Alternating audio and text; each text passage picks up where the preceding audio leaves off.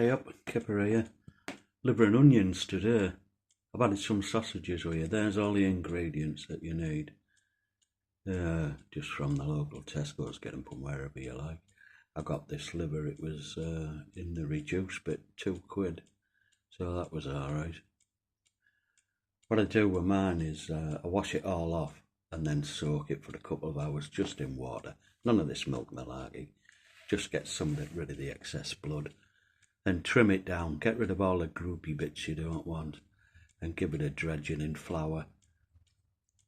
And you just sweat your onions off, slice them up nice and thin, sweat them off in a bit of butter and oil. And then what I do is add my sausages just to get them a bit of colour on them. And then just fry your liver. Now it's got to be just a minute each side. Any more it'll start going tough and it takes forever to get it back.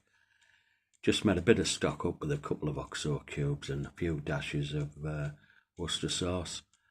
Add the rest of your flour to your onions and then your stock, and that's it. Just cook the flour out for a minute or two.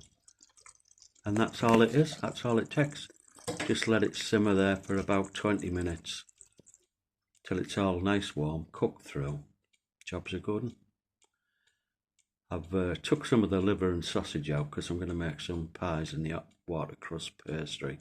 So have a look for that video on how to make hot water crust pastry. And there you go.